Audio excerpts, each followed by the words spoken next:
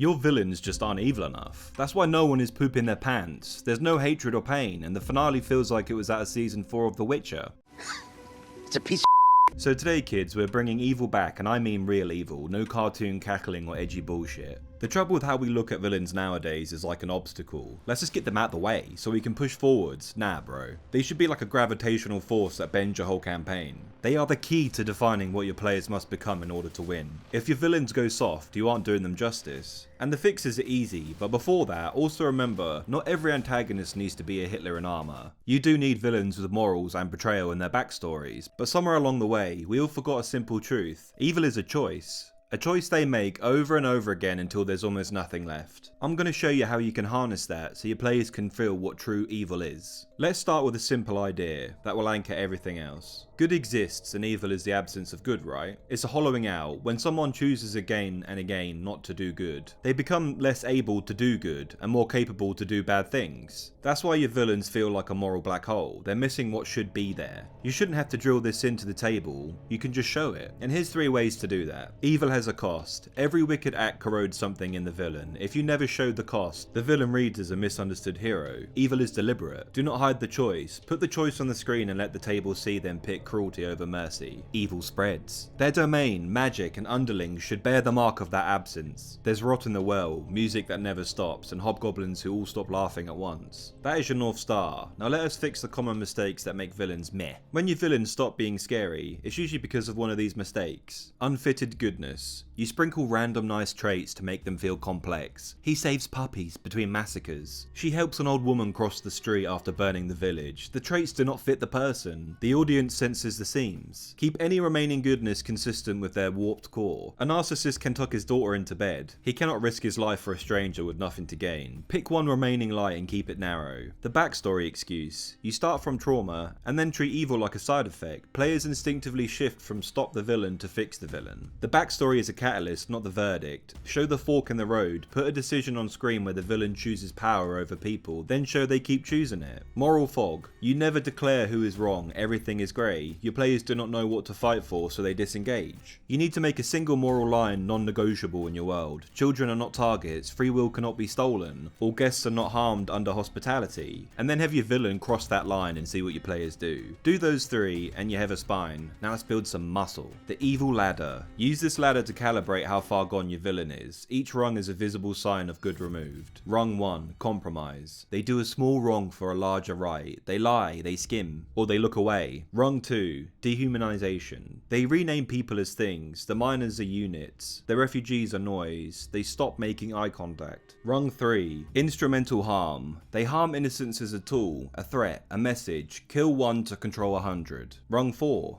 love inverted. They call control love. They break a mind in order to keep it close. They call it protection. Rung 5, joy and ruin. They take pleasure in reminders that the light is losing. They keep trophies from acts of cruelty. Rung 6, the void. They do not negotiate. They will salt the ground if they cannot rule it. Their presence creates silence. Pick the rung your campaign needs. Show it in a scene. Then as your game proceeds, move them down the ladder and watch your players start to feel the pressure. If you feel like your bad guys are too soft, try this 10-second test. Read a sentence about your bad guy aloud, and if your table wants to redeem them, you're too soft. If your table wants to put a stop to them, perfection. Here's some examples. Too soft. The necromancer wants to heal the grief of the world by ending suffering, which should be the necromancer wants to remove grief by removing memory. Volunteers first, villagers next. The warlord only seeks order, which should be the warlord replaces names of the conquered children with numbers so their parents forget their faces. Clarity creates fear, and don't forget you can make them human without making them weak. You can make them seem complex without making it complicated, guys. Try using this 2-lane rule. Lane 1, a single loyal love that never saves anyone else. The warlord loves his warhorse. He will walk through fire for it. He'll still burn a village to the ground. It's just giving his character shape, not redemption. Lane 2, the one line they will never cross is still evil. The vampire never kills children. He turns their parents and leaves the children to be raised by husks. He follows a rule, but it's not a good rule. If you want genuine tragedy, put the fork in the road on screen. Let the table see see where they could have turned back, then show they chose not to. That will hit them in the feels. And this all goes into encounter designs. They too need to captivate the villain's absence. Give these 3 encounter styles a go to sell the fear. Subtraction.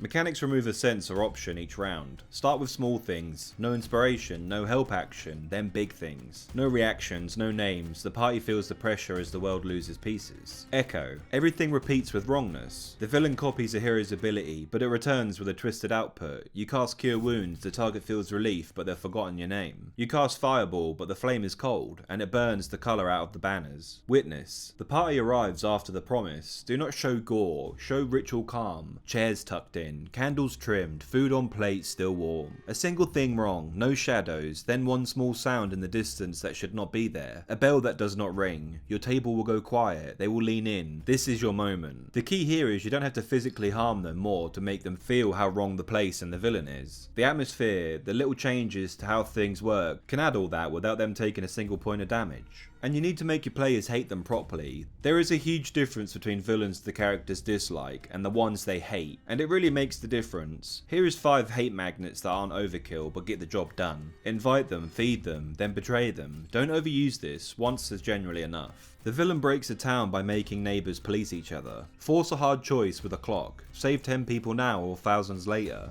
The villain smiles either way. Keep a promise of harm without bragging. No boasting, just follow through. It speaks loud enough on its own. Touch a symbol the players love. The temple bell, the annual fair, the stray dog that greeted them at level 1. Remove it with the calm message. It was in the way. It creates emotional stakes without feeling unfair. Sometimes players want redemption. It can be incredible. Do not make the mistake of flipping evil to good with a hug. If evil is the absence of good, then redemption is a very steep slope to climb back. It needs a price, and one that isn't easily achieved or has a high cost. The villain restores what they removed. If they took names, they give them back by giving up all the names they own, including their own. The villain absorbs the consequences of their actions. If they curse the valley, they carry the curse inside themselves and they die with it. The villain rescues someone without gain and then refuses to be thanked. Then they leave. The story does not praise them, it lets the world continue without them. If you do one of these things, at the very end, it can work. Anything wetter will undercut the whole campaign's spine and it will all come crumbling down. So choose wisely and think about what you're gonna do. But Flamey, if I make my villain truly evil, my table will feel uncomfortable.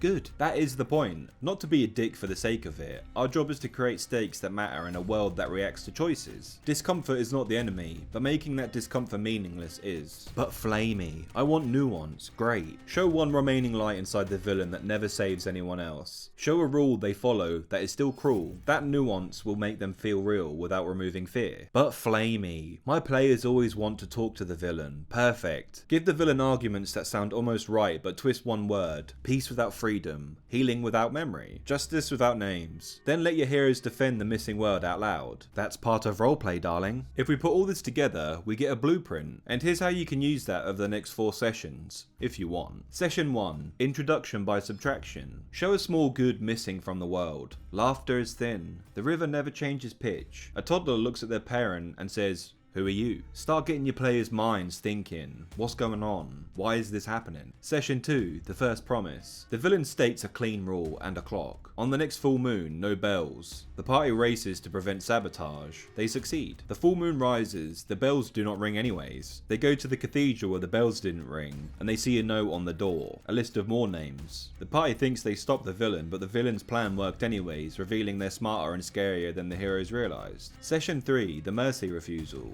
Someone the party cares about offers value alive. The villain kills them for a principle. No gore, a single line to make a point. Session 4, the price of power. Our villain needs a resource that a powerful being has. The being offers a compromise. The villain takes something essential instead. The land changes colour. The fight begins. Layer actions remove options. Like we spoke about earlier, the party wins only by restoring a missing good at a cost to themselves. Put these 4 sessions together and you've got some good momentum for a badass villain. Now time for a little cheat sheet. Print this and keep it near your notes. What is the non-negotiable moral line in this campaign? What single good is the villain removing from the world? What principle do they kill for when mercy is easy? What promise of harm will they keep calmly? What price of power will they pay that ruins something beautiful? What one remaining light do they have that never saves anyone else? What is the visible cost they pay for everything they win? How does the world show the absence around them? Answer those and your villain's already better than most of the ones on the internet. So your villains aren't evil enough. And it's nothing to do with how you write or because you're a nice person. It's because you were told that evil is just a costume, and it's not. It is the cold that remains when the fire goes out. Let your villains choose that cold. Put the choice on the screen. Show the cost. Remove something that should be there. Bells, names, laughter. The moment your table feels that absence, they will love your world. And when the final battle comes, it will be deserved and powerful. So tell Uncle Flamey what your favourite villain you've made is, or fought against in your campaign. What were they like? Were they evil enough? Let me know in the comments. And as always, stay spicy, adventurers.